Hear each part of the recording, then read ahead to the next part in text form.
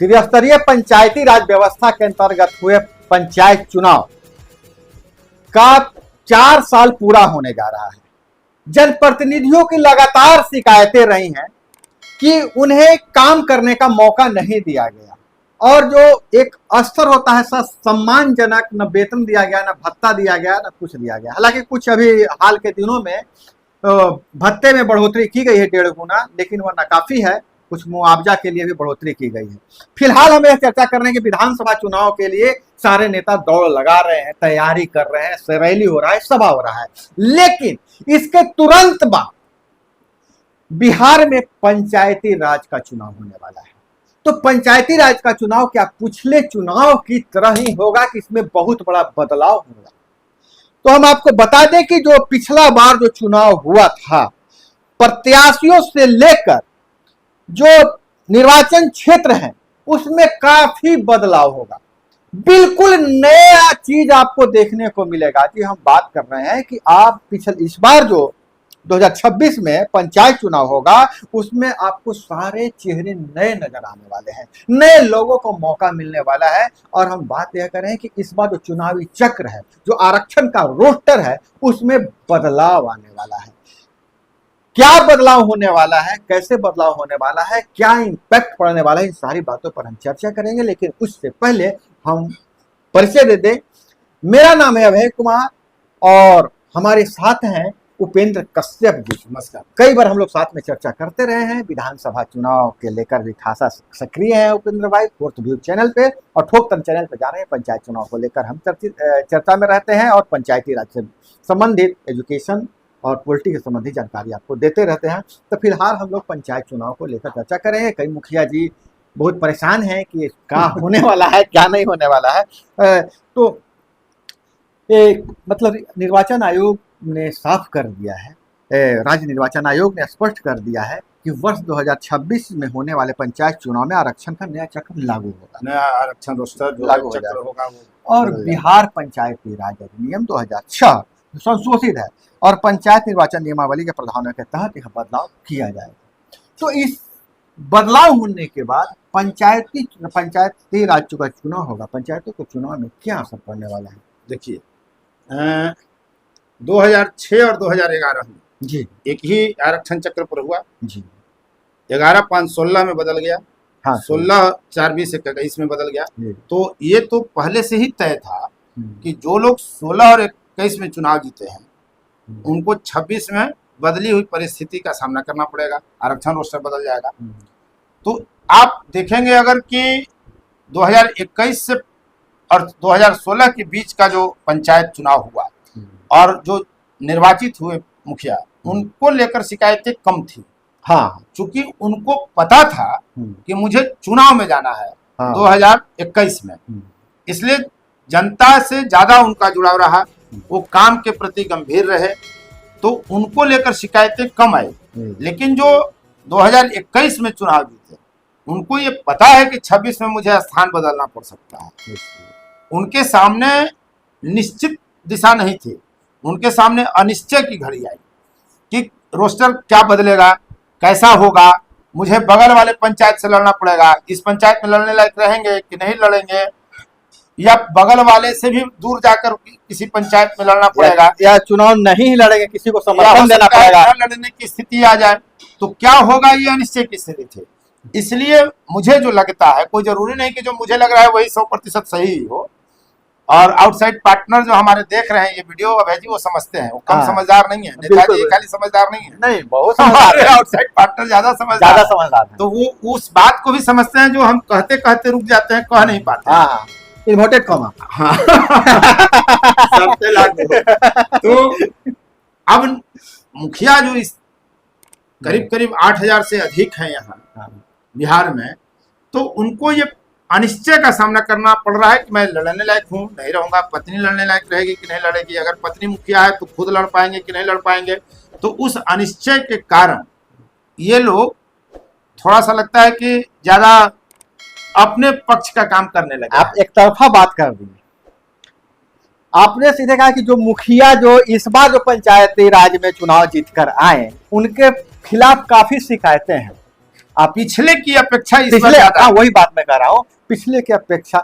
लेकिन इसके एक कारण आपने, यह जो कारण जो आपने बताया, कारण पर तभी हम आए नहीं, कारण तो कई हो नहीं, सकते हैं। वो कि इस बार चुनाव वो लड़ पाएंगे कि नहीं लड़ पाएंगे इससे तो सीरियस नहीं है। लेकिन मुझे लगता है कहीं ना कहीं, उपेंद्र जी मैं गलत होऊंगा तो थोड़ा सा इसको सुधारिएगा, सरकार भी इस बात हाँ, को उस पर हम आएंगे। आप चर्चा सरकार भी इस बात को जानती है कि अगले बार हम चक्र बदलेगा तो सरकार भी इन पर कुछ ज्यादा ही लगाम लगा चुकी है। अभी तक जो भी मुखिया जी जितने आजादी थी काम करने की, अभी हाल में घोषणा, उस पर हम लोग आते हैं। हाल में भले नीतीश कुमार जो घोषणा करती है कि 10 लाख तक के काम करवाएंगे, लेकिन उससे पहले जो याद कीजिए, इससे पिछले बार का जो चक्र था, वार्ड सदस्यों को काफी आजादी था, नई गली योजना, पक्की नली गली योजना, वार्ड सदस्यों की एजेंसी बनाया गया, हाथ पर बांध दिया है, कहा क्रियान्वयन समिति को सक्रिय किया गया था, मुखिया जी को भर भर झोला पैसा दिया जा रहा था कि आप सिर्फ काम करवाइए, काम करवाइए, काम दिखना चाहिए। लेकिन इस बार देखिए किस तरह से पर कतरा जाता है।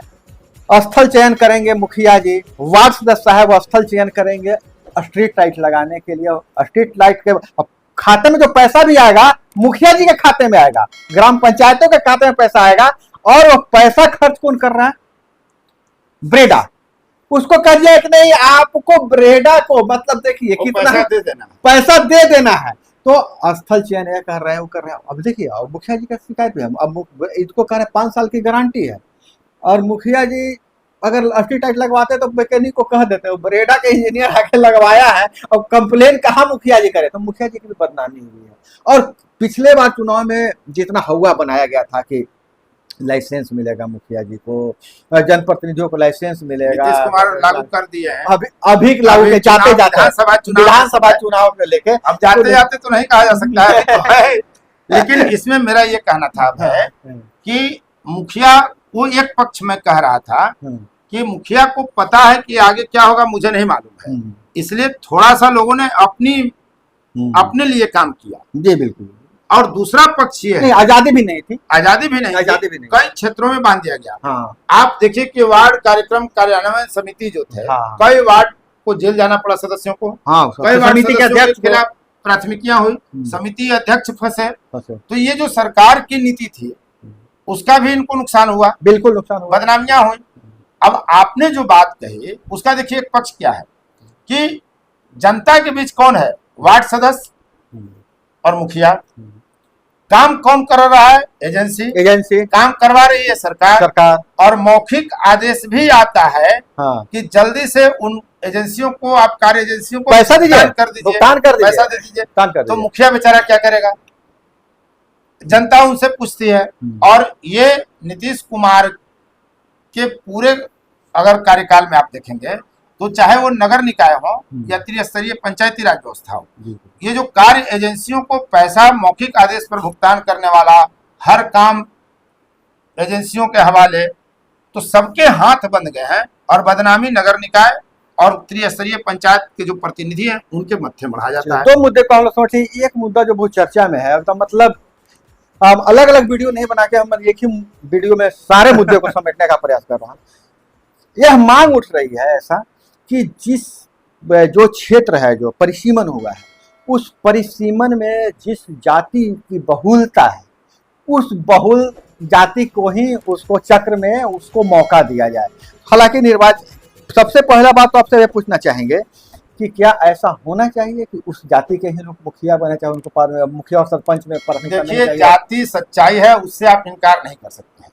और जब व्यक्ति जो सक्षम होगा परिसीमन में हस्तक्षेप करने के लिए, वो अपनी जाति के अनुकूल परिसीमन कराएगा, यह भी तय है।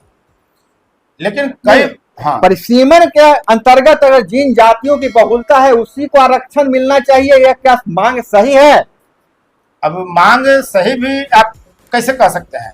होना तो ये चाहिए, जो लोग समाजवाद और सामाजिक न्याय की बात करते हैं तो कमजोर जातियों को ज्यादा आरक्षण मिलना चाहिए, तो उनके लिए उन सीटों को आरक्षित कर दो ना जहां किसी एक जाति की बहुलता है। उससे ज्यादा बेहतर है कि वहां कम संख्या वाली जाति को अगर आप सीट देंगे, अगर बहुलता है तो सामान्य सीट रहेगा, तो अगर जिस तरह जातिवाद है उसी जाति का चुनाव जीतेगा। नहीं तो ये देखिए मामला जो पूरा आया कैसे, सिवान का पड़ेगा, जैसे हम अभी खबर है मेरे हाथ में तो सिवान जिले के पढ़ेड़ा पंचायत के जो हैं एक व्यक्ति विकास कुमार चौरसिया ने परिवाद दायर किया था कि हाँ न्यायालय में कि अत्यंत पिछड़ी जाति की जनसंख्या अधिक होने का हवाला देते हुए कहे मेरे क्षेत्र में मुखिया और सरपंच के लिए आरक्षित कर दिया जाए। तो अगर संख्या ज्यादा है ही तो फिर आरक्षण की जरूरत क्या है, समझ में नहीं आ रहा है। लेकिन हालांकि निर्वाचन आयोग ने स्पष्ट कर दिया कि ऐसे नहीं होता है, हम चक्र जो इस तरह से है उस चक्र इसीलिए तो चक्रीय व्यवस्था की गई, चक्रीय व्यवस्था की गई, इसीलिए चक्रीय व्यवस्था तो कहीं सबको मौका संगत नहीं लगता है यह मांग मुझे, सबको मौका मिले इसीलिए चक्रीय व्यवस्था की गई है। लेकिन चक्रीय प्रणाली का देखिए लाभ भी है। एक लाभ यह है कि कमजोर जातियों को, कमजोर वर्ग के लोगों को, हाशिए पर जो खड़ी आबादी है उनको मौका मिलेगा। लेकिन विकास के मामले पर दूसरा पक्ष ये है कि अब चक्र बदलने वाला है, तो जो भी पदासीन लोग हैं वो अपना ज्यादा पेट भरेंगे, वो अपने लिए ज्यादा काम करेंगे, अपने लाभ और हित को ज्यादा देखते हुए काम करेंगे, क्योंकि उनके सामने आगे अनिश्चय है। या कुछ लोग तो निश्चित मान लेते हैं कि अब अगली बार हमको यहाँ बनना नहीं है, उनकी अपनी पारिवारिक स्थितियां हैं, जातीय स्थिति है, तो वो लोग ज्यादा काम करेंगे अपने लिए। तो ये एक नकारात्मक पक्ष भी है। वही है कि हर सिक्के का दो पहलू होता है, एक पहलू तो कुछ होता है। पूरा चीज हम दर्शकों पर छोड़ते हैं, दर्शक कमेंट करके जरूर बताइएगा कि क्या चक्रीय व्यवस्था में जो परिसीमन के अंतर्गत आने वाले जातियों को आरक्षण मिलना चाहिए, कि कमजोर वर्ग के लोगों को आरक्षण मिलना चाहिए, या रोटेशन मैंने चक्र जो है बारी बारी सबको आरक्षण मिलना चाहिए। इस पर आप प्रमुखता से राय लीजिएगा। चक्रीय व्यवस्था लागू है वही होते रहेगा। और हम लोग 3 मुद्दे और चौथा हम जो मेरे दिमाग में खास बहुत ज़्यादा सवाल आते रहता है, बहुत ज़्यादा खास करके वार्ड सदस्यों के हवाले से। क्योंकि देखिए जो पंचायती राज व्यवस्था के अंतर्गत जो सबसे करीब जो रहता है मतदाताओं के करीब, जो हाँ जिसके लिए प्रोडक्ट बनाया गया हो, प्रोडक्ट जो सबसे करीब जो व्यक्ति है वार्ड सदस्य है। और वार्ड सदस्यों के बहुत मतलब क्या कहें, उनका पीड़ा बहुत पीड़ा है, बेचारा उनको सरकार ने बना दिया, बेचारा रो रो करके बेचारे 5 साल बिता रहे हैं। 4 साल जिस तरह से वार्ड सदस्यों को आजादी मिली थी, जिस तरह से उनका एक समाज में रुतबा भी बढ़ा था, अरे भाई किसी को नाली बनवाना है कहीं पर वार्ड सदस्य को मूली रख दिया, नाली बन गया। तो एक तरह से मतलब एक रुतबा बढ़ा था और उनको आजादी मिला था। और इस बार चुनाव लड़ने में अच्छे अच्छे लोग चुनाव लड़े। लगातार नीतीश कुमार की सरकार में बदलाव होते रहे, नियम कायदे कानून, और उसका कहीं ना कहीं हम ये कमजोर कड़ी है। वार्ड सदस्य लगा तो जबकि संख्या काफी है, 2,14,000 वार्ड सदस्य हैं पूरे। इन लोगों को यूनाइट होकर के अभी चुनाव है, हाँ संघर्ष करना चाहिए। तो वार्ड सदस्य को 9 सूत्री मांगे थे, लगातार इन्होंने धरना प्रदर्शन सब किया, लेकिन मांग तो नहीं मानी गई। और वार्ड सदस्य मुखिया जी के रहमो करम पर रह गए। अगर मुखिया जी कुछ दे दिए काम तो दे दिए, नहीं तो नहीं दिए। तो क्या अब इस बार जो चुनाव होने वाली है, अगला चुनाव में क्या वार्ड सदस्यों के लिए कुछ उनके वेतन भत्ते में बढ़ोतरी की घोषणा होनी चाहिए? देखिए वेतन भत्ता एक अलग मुद्दा है। आमतौर पे लोग वेतन भत्ता के लिए जाते नहीं है। 5 साल में आपको इतना वेतन नहीं मिल जाएगा कि आपका जीवन चल जाए। ठीक है, एक सम्मानजनक राशि मिलनी चाहिए। सबसे बड़ी चीज है कि उनको अधिकार मिलना चाहिए, अधिकार में सम्मान मिलना चाहिए। आपने बना दिया वार्ड कार्यक्रम कार्यान्वयन समिति, सबको जेल भेज दिए, सबको जेल भेज दिए। कोई जेल नहीं गया तो FIR के चलते बेचारा भागे चल रहा है। तो वो जो काम करके अपनी आजीविका जो चलाता था व्यक्ति वार्ड सदस्य, वो भी उसका गया, उसका भी गया। और सदस्य बनकर भी उसको लाभ नहीं हुआ। मुझे लगता है कि 2.5 लाख अगर वार्ड सदस्य हैं तो उसमें 1 लाख जरूर ऐसे लोग होंगे जिनका पूर्व का जो कारोबार था आजीविका चलाने का वो प्रभावित हो गया। बिल्कुल प्रभावित। तो बेचारे कहीं के नहीं रहे। अरे उतना ही नहीं, दोनों प्रभावित हुए। कहीं आरक्षण के कारण पत्नी वार्ड बन गई। हाँ, बिहार के गांवों की स्थिति आपसे और हमसे हमारे दर्शकों से छुपा हुआ नहीं है। उनका सारा काम जो है सो उनके पति कर रहे हैं, तो दोनों कोई व्यस्त हो गए। हाँ, दोनों व्यस्त हो गए। महिलाएं जीती हैं उसका है, चूंकि अब उस बात पर जाएंगे तो फिर लंबा चल जाएगा, वो नारी सशक्तिकरण का मामला है। लेकिन एक चीज है कि इस बार जो मोटा मोटी जो पूरा हमारे जो वार्ता का जो समरी यह निकल कर आया कि इस बार परिसीमन जारी होगा। जो मुखिया जी, वो सरपंच साहेब चाहे पंचायत समिति साहेब जो हैं, उनके सीट पर तलवार लटक रही है। दूसरी बात यह है कि जैसा कि जो चक्र के हर चक्र में देखा गया है कि चक्र बदलते ही जो जनप्रतिनिधि हैं उनको अधिकार कुछ ज्यादा आजादी मिला है काम करने के लिए। तो इस बार जो चुनाव जीतेंगे उनको ज्यादा आजादी मिल सकता है। सरकार पर है, सरकार अगर नियम कानून में कुछ बदलाव करती है तो बात अलग है, लेकिन करना चाहिए। जब आप सशक्त बनाना चाहते हैं समाज को, तो वार्ड सदस्यों को, पंचों को, सरपंचों को, मुखिया को, इनको भी सशक्त बनाया जाना चाहिए और उनको अधिकार दो। भ्रष्टाचार के नाम पर आप सरकार ने जनप्रतिनिधियों को दोयम दर्जे का बना दिया और अधिकारियों को उन पर हावी कर दिया। नीतीश कुमार का ये सबसे कमजोर पक्ष है। विधानसभा का चुनाव है तो हम लोग लगातार इस मुद्दे पर भी बात करेंगे कि नीतीश कुमार ने क्या क्या विधानसभा चुनाव के लिए लगातार अभी बात करेंगे और तुरंत उसके बाद भी फिर पंचायत चुनाव में लग जाएंगे और पंचायती राज क्या क्या होने वाला है, जो चर्चा जो चल रही है, हम आपको थोड़ा सा लिंक दे रहे हैं, थोड़ा सा हम आप बता दे रहे हैं कि इस बार जो चुनाव लड़ने वाले जो प्रत्याशी होंगे उनके साथ नियमों में बहुत बड़ा बदलाव होने वाला है।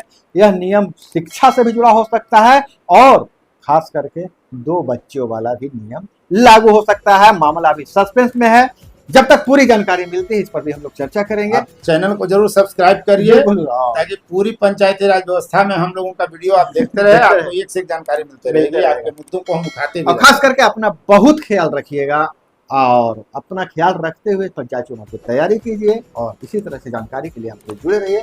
आपसे हम दोनों विदा लेते हैं। नमस्कार, धन्यवाद। 4th व्यूज, चौथा विचार, बाकी